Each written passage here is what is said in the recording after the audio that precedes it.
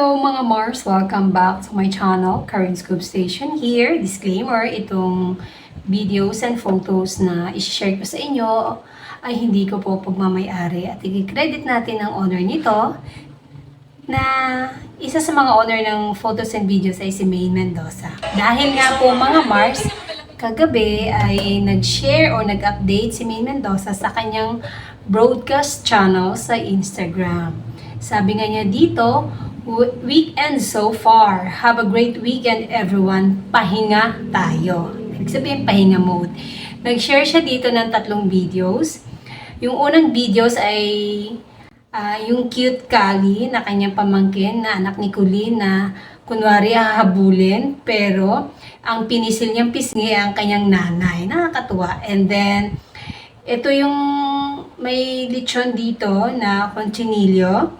Siguro ito yung happening nila nung birthday ni Colleen. Third video ay sobrang natuwa talaga ako dito na nagtanong siya ng tumbler na wala ba daw silang malaking tumbler.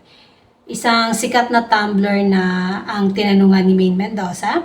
At itinuro nga sa kanya ang display na massive tumbler ang ibinigay kay Maine. Ang kulit lang, ano. Tuwang-tuwa talaga ako dito. Grabe talaga. Yan, ha? Bali, kami dito ako, pinakamalaki na natin. Pwede po natin. Sige po, ma'am. Dito po. Ayan po, ma'am. Sakto na sakto pa lang po sa inyo. Stop ka na po yan. Ay, last piece na po. Para sa inyo po talaga. Ayun. Dahil naliitan nga siya sa mga tumbler doon, naghanap siya ng malaki. So, itinuro sa kanya nandoon sa stall na yon ang malaking tumbler.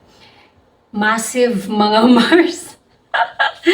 Kaya naman sabi ni Maine kung meron ba daw silang stock. Talagang comedy talaga si Maine Mendoza. Mag-weekend na lang, nag-share pa siya ng napaka-good vibes mga Mars. And that's it mga Mars. Thank you for watching this video. Please like, comment, and subscribe for more scoops. Bye! Shout out Armenian.